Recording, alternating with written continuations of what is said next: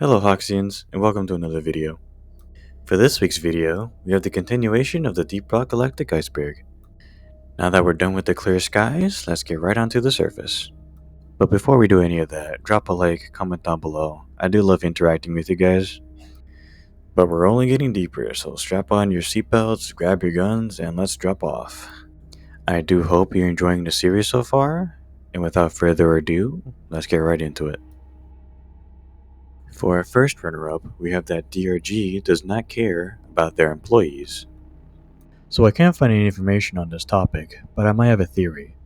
First, we see the drop pod descend and drop off the dwarves in a quick fashion, then just leave.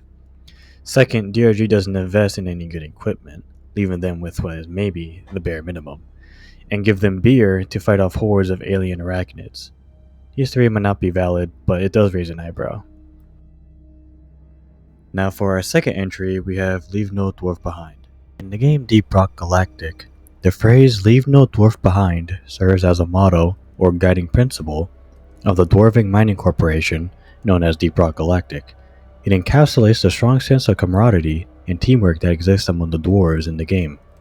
So the phrase Leave No Dwarf Behind emphasizes the importance of unity and mutual support within the team. It means that no matter what challenges or dangers they encounter, the dwarves must always prioritize the well-being and safety of their fellow miners. For our third entry, we have C4 the Scout meme. So this is a meme. I'll put up a couple of examples right now. They're pretty funny to look at. It's about Driller blowing up scouts in their missions, and the community made a meme out of it. As a Driller player, I personally never blew up an ally scout, or maybe I just don't remember, because that's maybe something I did in my Greenbeard days. I also bet this is common among Greenbeards as well, but not so much in higher lobbies. For our fourth entry, we have Mod.io. Mod.io is a cross-platform modding service that provides a centralized hub for game mods and user-generated content, or UGC for short. It offers a framework and infrastructure for developers to integrate modding capabilities into their games, allowing players to create, share, and install mods easily. This is also where I got my KEKW detonator mod from. Now for our fifth entry, we have Smart Stout Quotes. To danger.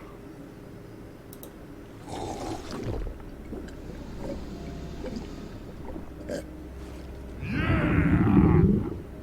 Guys, I just figured out how to make the power drills drill through minerals. Take notes before I forget. Damn! I lost it! Here's mine. The Smart Stout works. I just figured out what the error cubes are for. You take 5 error cubes and you insert them into the... it's gone. That's noise. The beer is working. Listen, I know how to precisely make the drop pod land at our exact position every time we call for it. This is gonna make our lives so much easier. No! I lost it.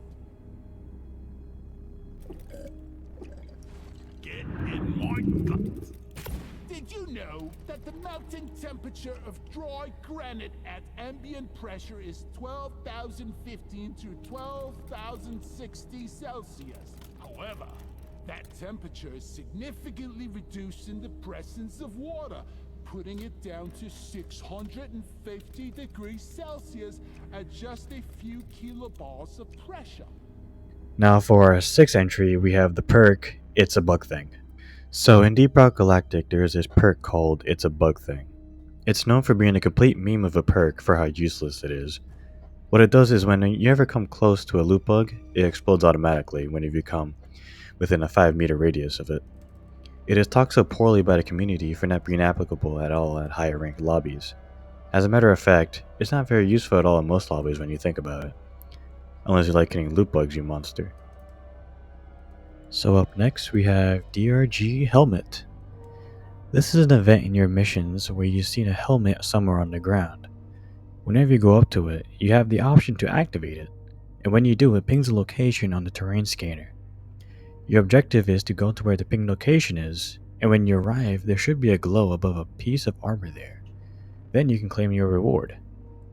There are some theories, however, that this event is somehow linked to Carl and his whereabouts, but this hasn't been confirmed yet. Now, for our 8th entry, we have temperature shock. Temperature shock is a hazard that can be encountered in some missions, particularly in colder biomes or regions. It occurs when players transition rapidly between extreme temperatures, such as going from a very hot area to a freezing cold area, or vice versa. The sudden change in temperature can have a detrimental effect on the player, causing damage and potential leading to their demise if not managed properly. Up next, we have dreadnoughts on non-elimination type missions. Yes, so this is possible, but it is not common. It's pretty much very rare. So how do you know it's gonna happen? Mission Control will tell you that something big is coming, and then it will just spawn out of nowhere. So this has happened to me several times, sometimes solo or with a party. So like I said earlier, it is a rare occurrence, so don't feel bad if your whole team dies because of it. For our next runner-up, we have Bitter Gem. A bitter gem is a large, glowing, bright pink chunk of crystal. It uses the same model as the Aquark, the compressed gold, and jade is. You can find these bitter gems in any environment and mission type, although they are very rare, being generated in a 1 in 21% chance. When you extract one of these bitter gems into the mule, it can be provided between 1,000 and 1,500 bitter gem units, which are then translated to bonus credits, very similar to gold. Up next on our list, we have dwarves share the same voice actor. Currently, all the 4 dwarf classes share the same voice actor, named Javier O'Neill, with changes in pitch and speed. EPC mining. EPC mining refers to engineering, procurement, and construction in the mining industry.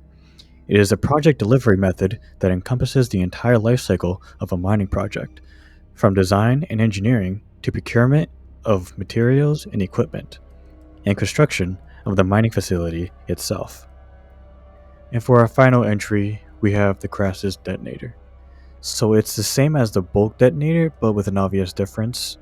Instead of leaving behind a blank crater, it leaves behind a layer of solid gold, which can be mined and deposited by you guys.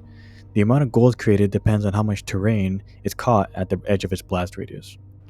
The Crassus detonator has specific weak points that can be targeted for more effective damage. Shooting these weak points will help to bring down the creature more quickly. And that's it for this week's iceberg video. Thank you guys so much for hanging out so far. I'll be uploading another video next week on the waters. We'll be getting into the waters now. So thank you for watching, and I'll see you guys in the next video. Rock and Stone.